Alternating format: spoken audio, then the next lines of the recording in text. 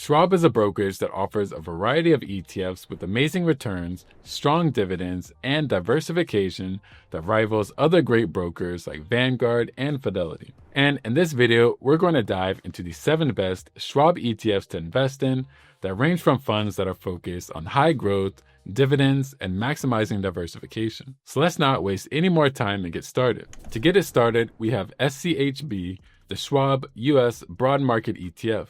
The goal of this ETF is to track the performance of the Dow Jones US Broad Stock Market Index. And the index methodology is pretty straightforward. The index is a sub-index of the Dow Jones US Total Stock Market Index, and it measures the performance of US large cap, mid cap, and small cap stocks. First, it includes the 2,500 largest publicly traded US companies. It's also a float-adjusted market cap weighted index, meaning the largest companies make up a bigger portion of the index. The fund will invest at least 90% of its assets into the stocks of the index, and it could invest up to 10% of its assets in securities that are not included in the index. The index also has a stock cap of 25%, and the combined weight of the companies with weights that are greater than 4.5% cannot make up more than 47% of the total index weight. The index is also reconstituted every year in September. Now let's get into the portfolio of schb. This ETF contains 2,429 stocks in total, and its top holdings are in names like Nvidia, Apple, Microsoft, Broadcom, Google, and more, with these holdings making up a little over a third of the portfolio's weight. And the sectors that is primarily exposed to are going to be technology, then financials, consumer discretionary, and communication. So a nice variety of holdings and exposure, making this a well-diversified fund. As for the fees, schb has a nice low expense ratio of just 0.03%, costing you $3 yearly for every $10,000 invested. And while schb isn't a big dividend payer, it comes with a dividend yield of 1.11%, which is paid quarterly. The stock market overall has been doing really great over these last few years, which has been reflected into the performance of schb, which has had annual returns of a bit over 14% in the last 5 years and 14% in the last 10 years. Can't complain about those returns. As you can see, schb is a well-rounded and diversified total U.S. market fund that could serve as a foundational or core holding in an investor's portfolio. And this provides the opportunity to add satellite positions or additional funds to your portfolio to further increase diversification, growth, or whatever your needs may be for your portfolio. On top of this, it comes with a super low fee, so if you're looking into a core holding, this may be a Schwab fund for you to look into. Next up is schf, the Schwab International Equity ETF. This fund invests in stocks that are in the FTSE Developed ex-US Index, which is a derivative of the FTSE Global Equity Index series. This index is made up of 85% large cap and 15% mid cap companies across developed markets, which covers 24 countries excluding the US, and it uses a rules-based approach to building its portfolio. As for the portfolio of schf, this ETF has 1,500 holdings in total, with the top holdings in stocks like ASML, Samsung, SAP, Nestle, Shell, and others, which only make up about 10% of the total portfolio. And the sectors it's exposed to are financials, industrials, technology, healthcare, consumer discretionary, and a few others. While it does lean a bit heavier into financials and industrials, the fund still has some spread in exposure. For the cost, schf has an expense ratio of 0.03%, costing $3 for every $10,000 invested. And it does come with a better dividend than the previous ETF, and that's a dividend yield of 2.3%, which is paid out semi-annually.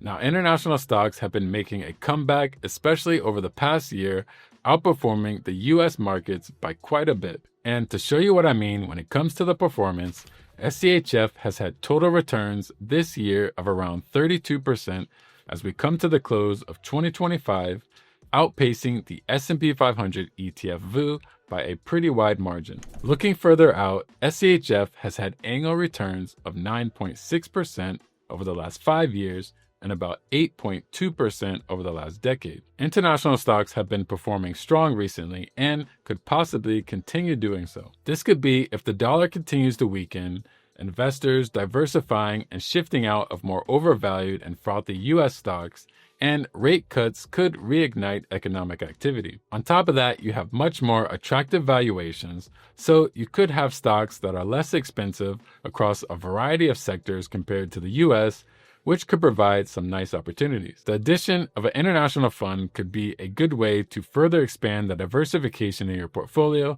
by having exposure to stocks that are outside of the US. And if you're looking to expand beyond the US markets, then SCHF is an international fund to look more into. The next ETF is SCHX, the Schwab US Large Cap ETF.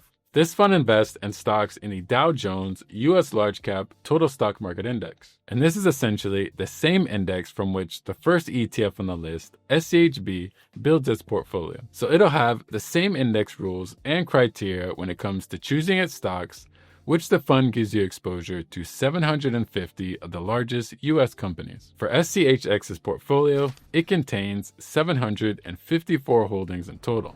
And its top holdings are in familiar names like Nvidia, Apple, Microsoft, Broadcom, Berkshire Hathaway, and others that make up a little under 40% of the portfolio.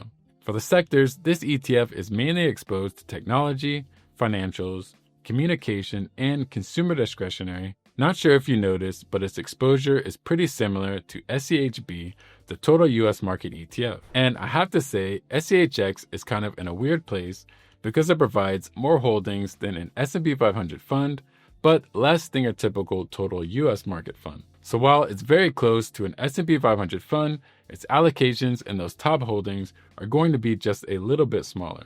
Now for the fees, SCHX has an expense ratio like the others of 0.03%, costing $3 yearly per $10,000 invested. The dividends of this fund are going to be low at just 1.08%, which the dividends are paid out quarterly.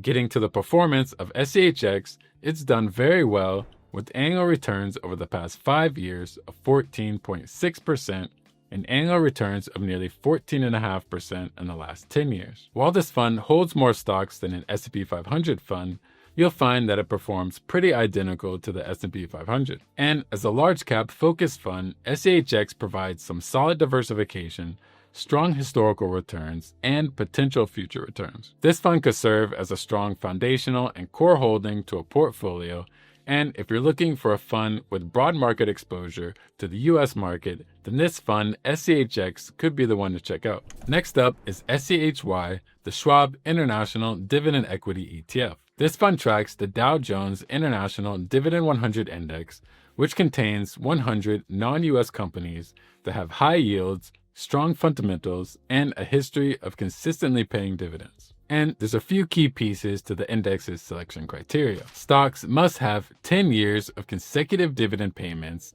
a market cap of at least $500 million, a minimum 6-month median daily value traded of $2 million, along with filtering through other metrics like return on equity, indicated dividend yield, dividend growth rate, and more. In the end, 100 ranked stocks are chosen, and no individual stock can make up more than 4% of the index, along with a sector cap of 15%. The fund is reconstituted annually and rebalanced quarterly. Shifting to the portfolio, SCHY has 142 holdings in total, with its top holdings being in GSK, Roche, O&O Pharmaceutical, Deutsche Post, BHP, and more, that make up about 40% of the total portfolio. The sectors the fund is exposed to are financials, consumer staples, healthcare, communication, industrials, and more. SCHY provides solid diversification in its sectors with some solid exposure to more defensive sectors and holdings. For the cost, SCHY has an expense ratio of 0.08%, costing $8 for every 10K invested. Since this is a dividend fund, we have to talk about dividends. And SCHY comes in with a dividend yield of just about 3.5%, which is pretty nice, and that's paid out quarterly. It's also had 3 years of consecutive dividend growth, which might not sound like much, but its dividends have been growing every year since it was created in 2021. Like I mentioned, SCHY is only a couple years old, but it's had 3-year annual returns of about 13.4% and returns of just over 25.5% over the past year. This can be attributed to the growth that has really picked up in international stocks recently. SHY can be a solid choice for those investors looking to further diversify their portfolios just beyond US stocks, while also benefiting from the dividend income that it provides. Like I explained with the international ETF, SCHF, earlier in this list, there could be even more potential in international markets in the near future for a variety of reasons. And having an income-providing international fund can not only boost diversification, but it provides a hedge against a decline in the US dollar, equities, or even a recession. Next on the list is schk, the Schwab 1000 Index ETF. This fund tracks the performance of the Schwab 1000 Index, which contains 1,000 of the largest U.S. stocks. This index is an in-house developed proprietary benchmark from Schwab, and there's a few key selection criteria. First is that companies must have a market cap of at least $100 million.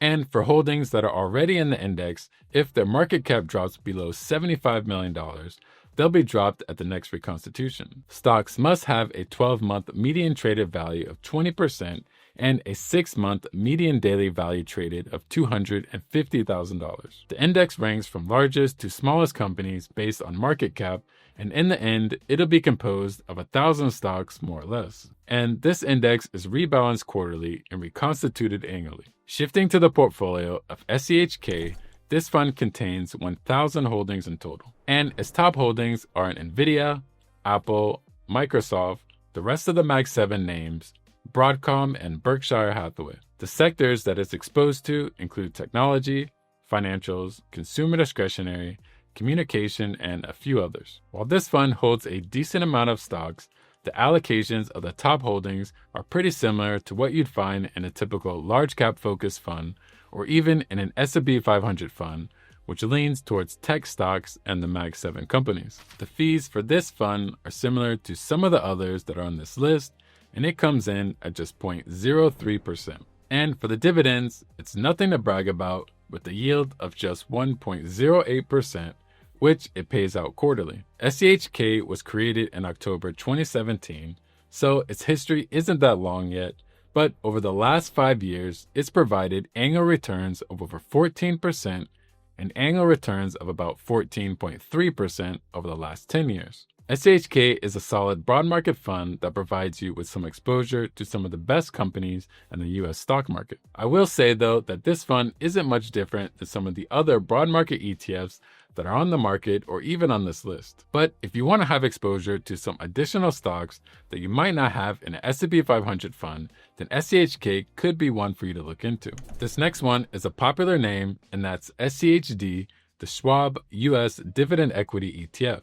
The objective of schd is to track the performance of the Dow Jones US Dividend 100 Index. And this is an index that focuses on high-quality US companies that have a strong track record of paying and growing dividends. The stocks that schd selects are filtered out through its selection criteria, which includes the following. First is that the company must have paid dividends consistently for at least 10 years. It must have a minimum market cap of at least $500 million and a minimum average daily traded volume of $2 million, as well as there's further filtering considering metrics like return on equity, indicated dividend yield, 5-year dividend growth rate, and more. Then the final stock selections have a cap of 4% per stock and a 25% sector cap.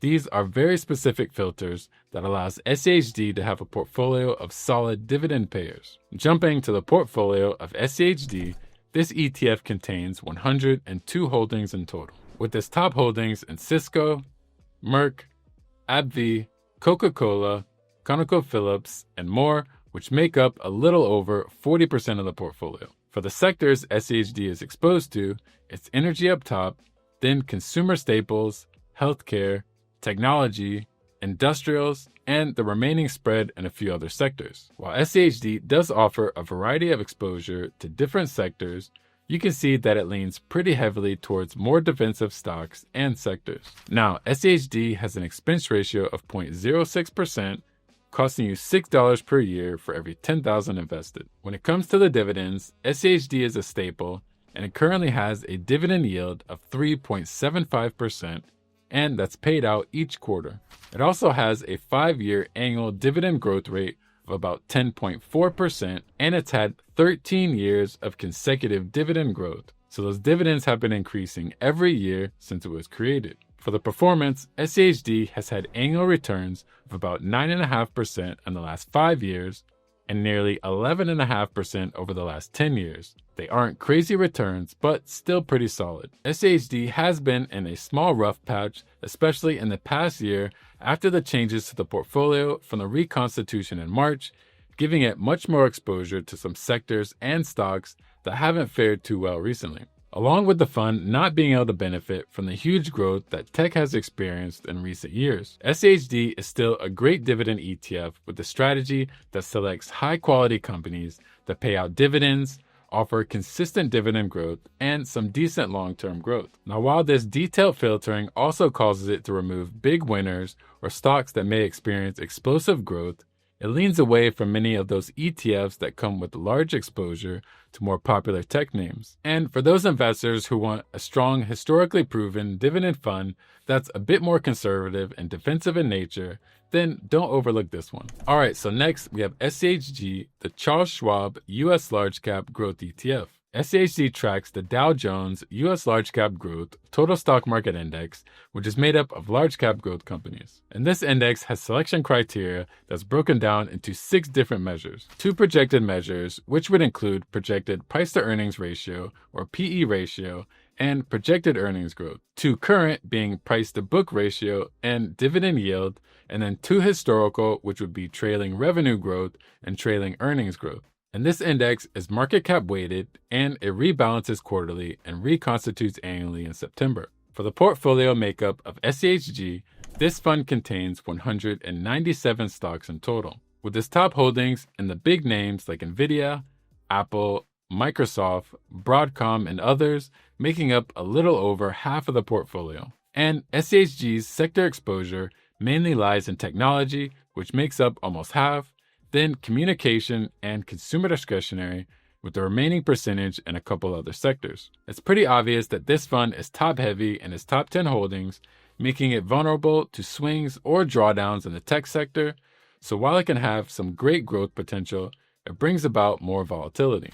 For the cost, schg has a low expense ratio of 0.04%, costing $4 per year on every $10,000 invested. The dividend yield for schg is pretty weak, with a yield of only 0.35%, but that's because it's purely a growth-focused fund. Now, the performance for schg has been incredible, with annual returns of just under 17% over the last 5 years and annual returns of nearly 18% over the last decade, thanks to the crazy performance that many of these growth stocks have been experiencing for some time now.